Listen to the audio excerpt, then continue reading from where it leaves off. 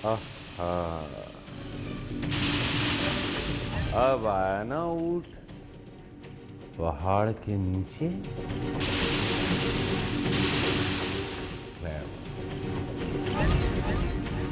Trust me, you are very clever mister.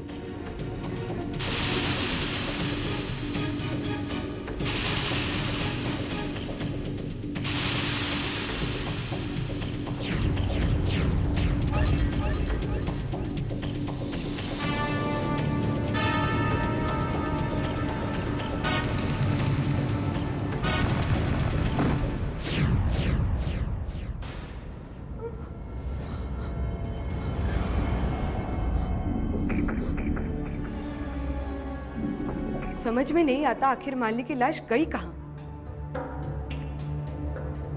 इसको होश आ जाए ये खुद ही बता देगा। लेकिन फिर इसका क्या करेंगे?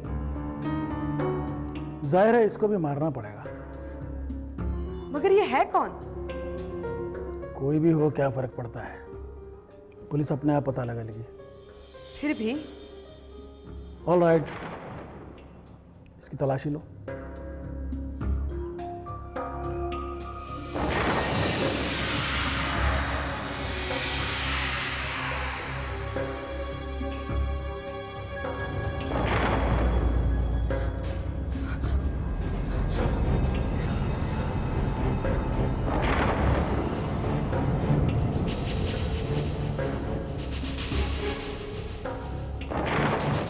तो तुम हो असली Shekhar Kapoor. Yes, you are absolutely right. मैं ही हूं शेखर कपूर, और मालिनी मेरी धर्मपत्नी, जिसकी लाश के पास बैठकर मैं फूट फूट कर रोऊंगा। और पुलिस जब यहां आएगी तो उनको यहां पर 2 लाशें मिलेंगी। जाहिर है दूसरी लाश किसकी होगी तुम समझ सकते हो। पुलिस को 2 लाशें मिलेंगी, दोनों के हाथों में हथियार। केस बिल्कुल सिंपल, दोनों ने एक दूसरे को मार दिया। That's all. Wow, great plan. Plan तो मैंने उस वक्त भी जबरदस्त बनाया था, इसलिए जब मैं मालिनी को खत्म करने यहां आया तो उस बेचारी को पता ही नहीं था कि मैं उसका खून करने आया हूं। इतनी हैरत से क्या देख रही है? तुम तो कलकत्ता में थे ना? बाय रिकॉर्ड्स तो मैं कलकत्ता में ही हूं। कौशिक ने तुम्हें फोन करके नहीं बताया कि मैं कल सुबह की फ्लाइट से वापस आने वाला हूं? नहीं, कौशिक ने तो कोई फोन नहीं किया। भूल गया होगा बेचारा। लेकिन फिर तुम आज यहाँ कैसे? सरप्राइज? मेरी जान को सरप्राइज देने के लिए मैं आया। दरअसल है ना, क्या है कि जो काम मैं आज कर सकता हूं वो कल नहीं कर सकता। ऐसा कौन सा काम है? एक बड़ा ही मामूली सा काम है, छोटा सा काम है। तुम्हारा खून करना है। What? हाँ हाँ, वो क्या है ना कि तुम्हें तलाक में आसानी से दे नहीं सकता।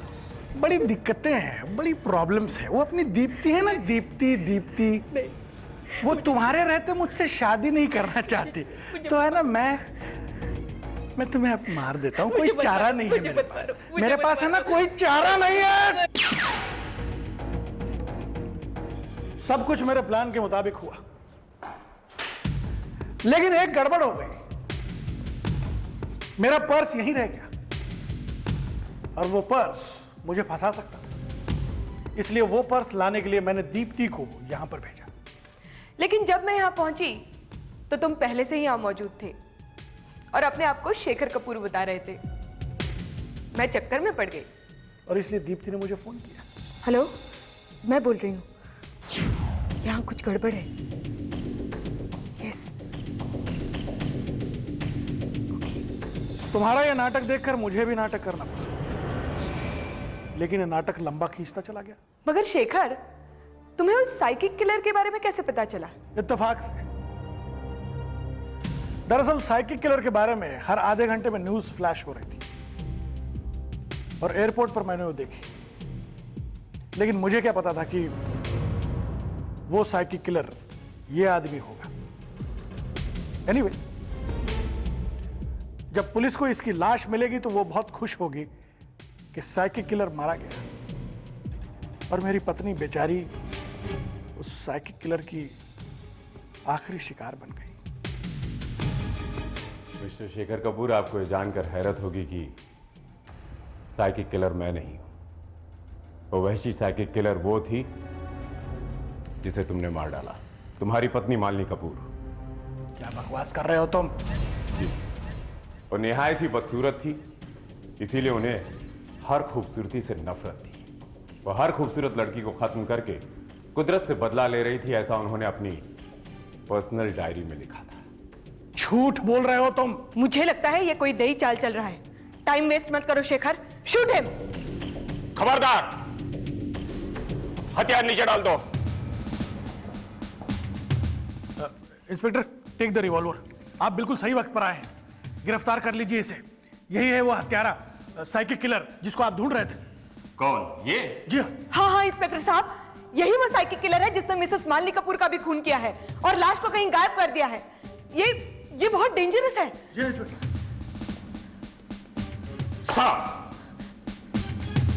सर? सर?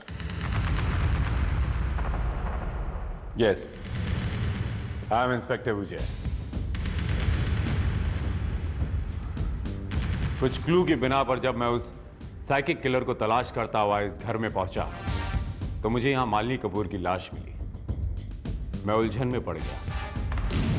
छानबीन कर ही रहा था कि मिस दीप्ति भटनागर यहां पर पहुंची और उनके बार बार इस घर में आने की जिद ने मुझे उन पर शक करने पर मजबूर कर दिया। तब तुम दोनों ने मिलकर मेरे साथ नाटक खेलना शुरू किया, तो मैंने सोचा क्यों ना मैं भी इस नाटक में शामिल हो जाऊं, क्योंकि मैं इस नाटक को उसके सही अंजाम तक पहुंचाना चाहता था, जो कि मैं पहुंचा चुका हूं। पांडे। Yes sir. रही बात उस साइकिक किलर की, तो अब वो मालिनी कपूर की लाश के रूप में ऊपर बेडरूम में पड़ी है, बेड के नीचे। शेखर कपूर ने अपनी जुबानी कबूल किया कि उन्होंने अपनी पत्नी की हत्या की और उस हत्या में बराबर की भागीदार रही मिस दीप्ति भटनागर। अरेस्ट है।